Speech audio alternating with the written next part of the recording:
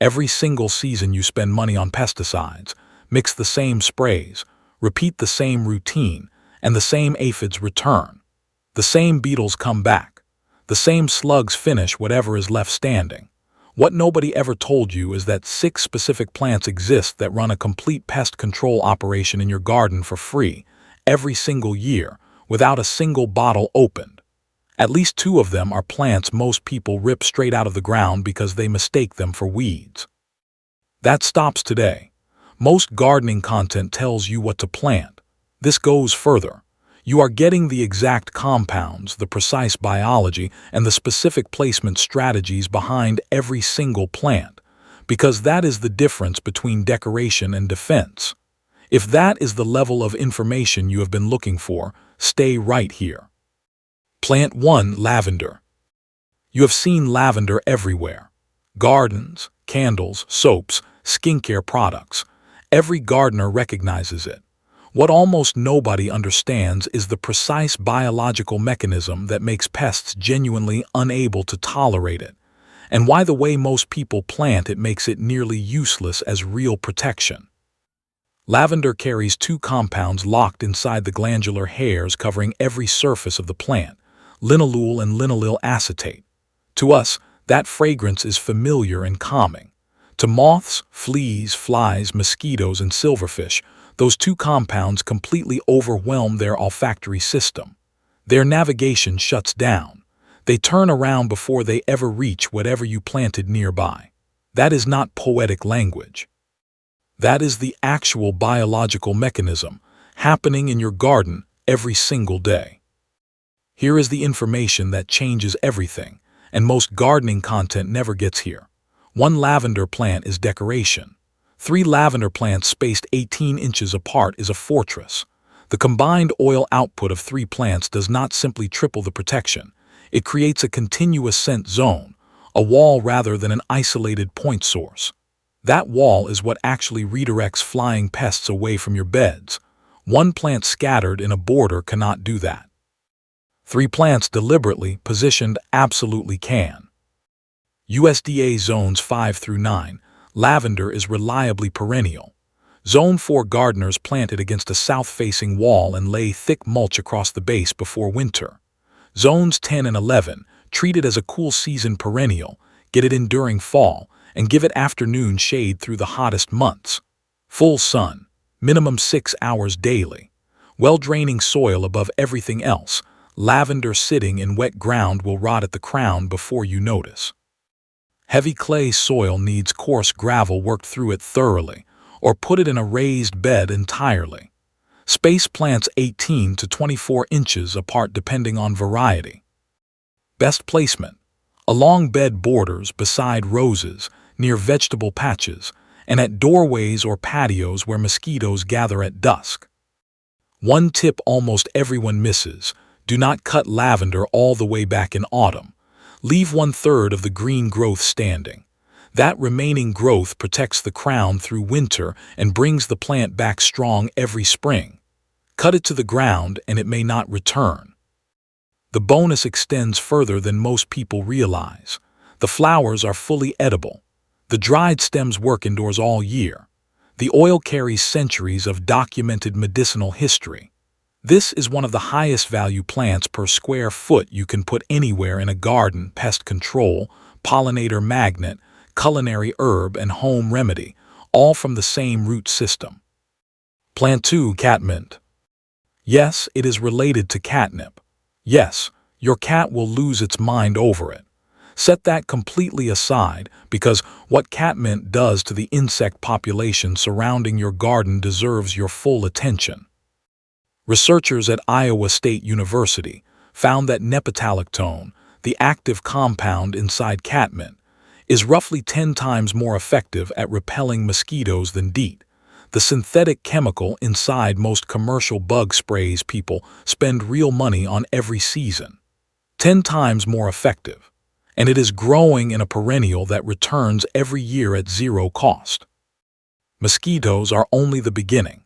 Catmint repels aphids, Japanese beetles, flea beetles, squash bugs, and weevils. The reason it works across so many different species is that nematode mimics a warning pheromone insects use to signal danger to each other. The chemical equivalent of this area is not safe. Leave immediately. When insects detect it in the surrounding air, their instinct drives them to flee. Not just away from the plant itself, but away from the entire surrounding zone. They are not avoiding the catmint. They are abandoning the area completely. USDA zones 3 through 8, making it one of the hardiest options on this entire list. Minnesota, Maine, the northern plains, catmint handles brutal winters without any protection whatsoever. Full sun to light shade, average to slightly dry soil, extremely drought tall. Iran once established. Space plants 18 to 24 inches apart. It grows into a beautiful low mounding shape, around 18 inches tall and wide, covered in soft lavender blue flowers from late spring through early fall. Here is the golden tip. Write this down. Cut catmint back by half after its first bloom in early summer. It rebounds within 2 to 3 weeks with a fresh flush of flowers and, more importantly, fresh young aromatic foliage. That second growth carries the highest concentration of nematode of the entire growing season. That is peak pest-repelling power, and most gardeners never trigger it because they never cut the plant back after the first bloom.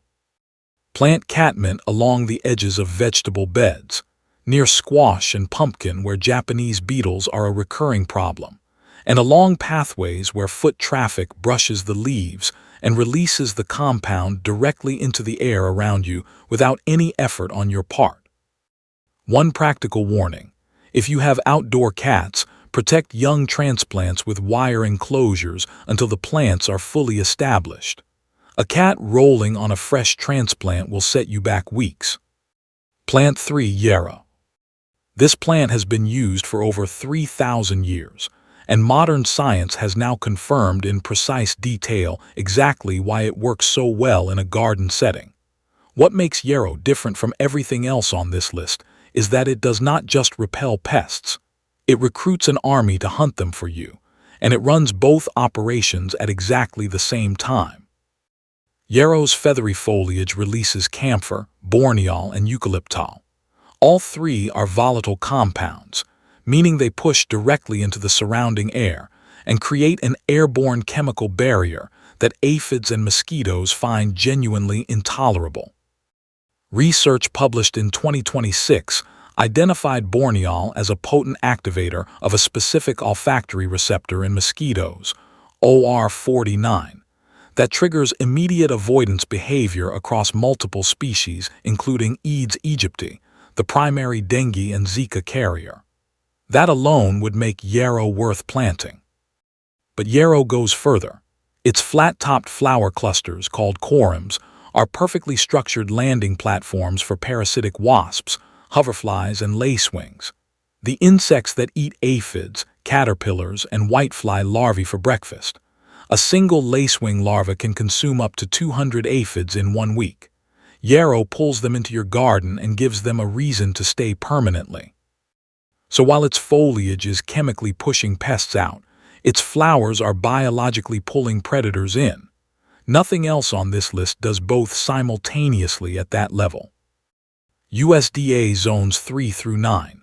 It handles drought, poor soil, dramatic temperature swings, and the kind of neglect that would kill most garden plants.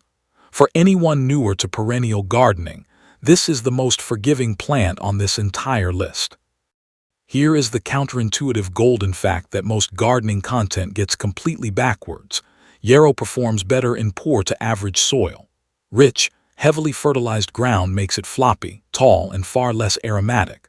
Less aromatic means less camphor and boreneol pushing into the surrounding air. Less airborne compound means less pest-repelling power. Feed it too well and you are actively working against what the plant is trying to do. Let it struggle slightly. It genuinely does better for it. Full sun, well-drained soil. Space plants 1 to 2 feet apart. Yarrow spreads underground by rhizomes, so plant it where you do not mind it expanding, or divide it every 2 to 3 years to keep it contained. Plant yarrow at the corners of your vegetable beds and in the pathways running between growing sections. That specific positioning pulls beneficial insects directly into the center of your garden rather than leaving them at the edges. White and yellow varieties attract the widest range of beneficial insects. Plant 4 lemon balm. Crush a single leaf between your fingers and it smells exactly like lemon candy.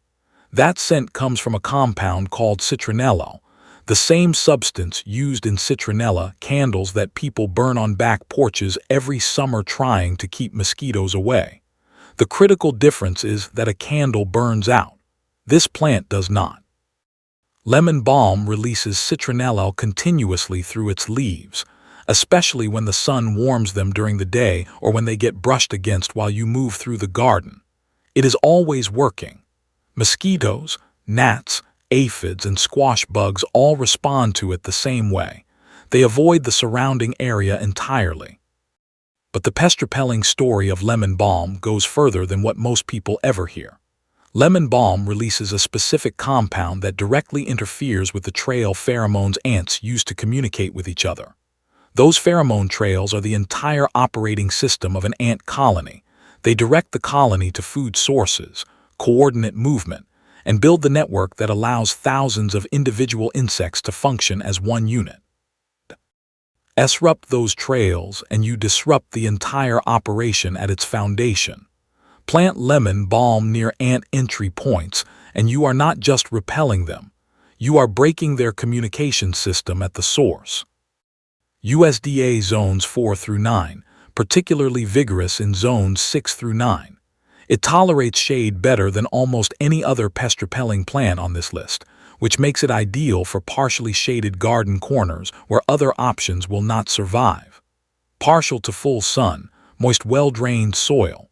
Space plants 18 to 24 inches apart. The golden management tip: deadhead it consistently before the flowers turn to seed. Cut those flower heads off regularly. This stops the plant from self-seeding beyond where you intended, and it redirects all of the plant's energy back into leaf production. More leaves means more citronellal releasing continuously into the surrounding air. The pest-repelling power of this plant lives entirely in its leaves. Protect that production. Best placement: beside doorways to block mosquitoes from gathering at the entrance, near squash plants, in containers on patios and decks, and around any outdoor seating where you spend time in the evening. When you brush against it while gardening, the oil transfers directly to your hands and forearms. A natural insect repellent you did not have to think about, mix, or purchase. The bonus: lemon balm is one of the most widely studied medicinal herbs in clinical research, with documented effects on anxiety, sleep quality, and cognitive function.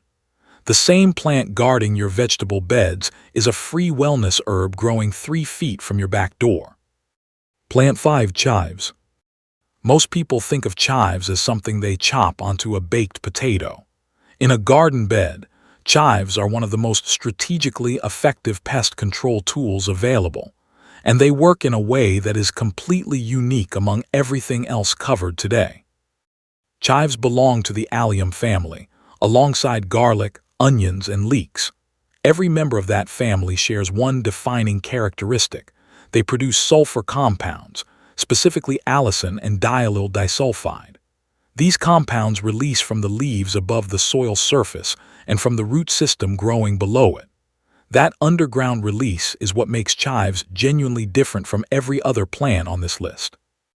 Below the surface, those sulfur compounds deter carrot root flies, onion flies, and critically, nematodes, microscopic soil-dwelling pests that attack plant roots silently from beneath, causing damage that looks exactly like a nutrient deficiency when you observe it from above.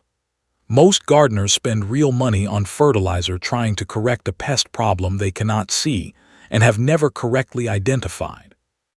Chives quietly suppress that threat at the root level, without you ever knowing the danger was present. Above ground, those same sulfur compounds release into the surrounding air and repel aphids, Japanese beetles, and mites. Japanese beetles in particular are acutely sensitive to allium chemistry. Plant chives near your roses, and you will see a measurable, visible reduction in beetle damage within a single growing season. It is not subtle. USDA Zones 3 through 9. Among the first plants to push through late snow each spring and among the last to die back when autumn arrives. One of the most genuinely reliable perennials across every climate zone. Full sun to light shade, well-drained average soil. Space plants 6 to 12 inches apart. They grow in neat upright clumps around 12 inches tall. Let the purple globe flowers bloom fully. They are pest-repelling and completely edible. Run chives as a continuous border around carrot beds, rose beds, and anywhere you grow root vegetables. Tuck them in rows between vegetable columns. Plant them in containers near young fruit trees to suppress the aphid populations that cluster on new spring growth every year without fail. When harvesting, cut down to 2 inches above the soil line. They regrow within 2 weeks, often coming back thicker and more productive than before the cut. Free culinary herbs and free underground pest control from the same plant, year after year. Plant 6, Marigold. This is the one that most gardeners have planted for color and completely underestimated for function.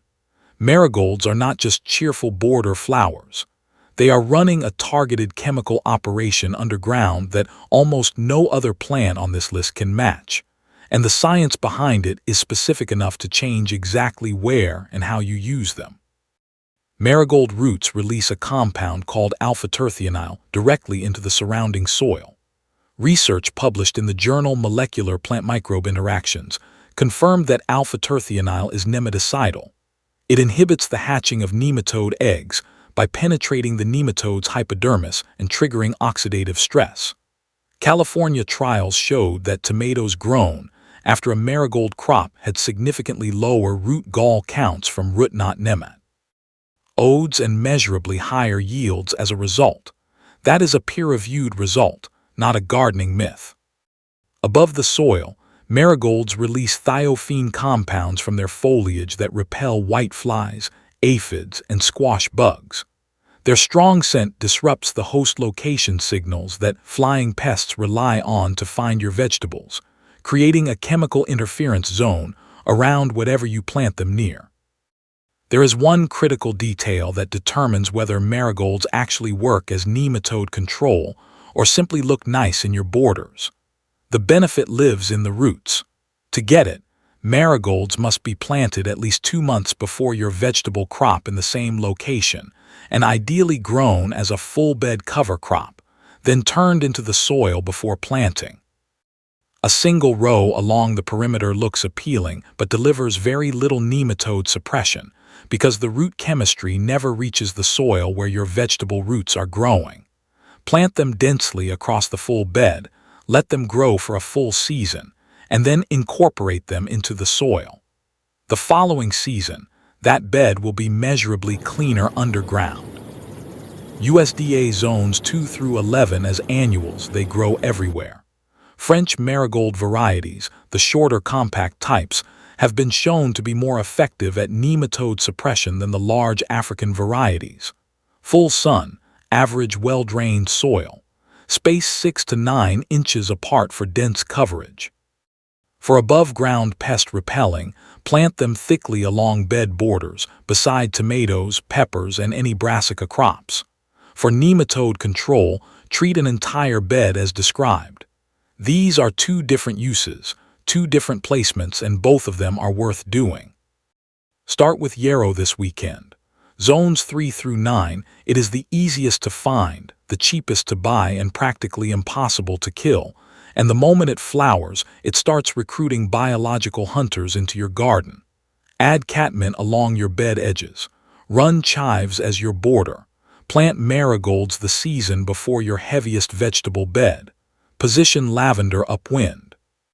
Every one of these plants is a perennial. Put it in once and it compounds in value every single year it stays in the ground. No spray schedule, no repeat purchases, no seasonal reset. You are not fighting pests anymore. You are building a garden that fights them for you. If this gave you something real, share it with one gardener who is still losing that battle. They need this more than they know.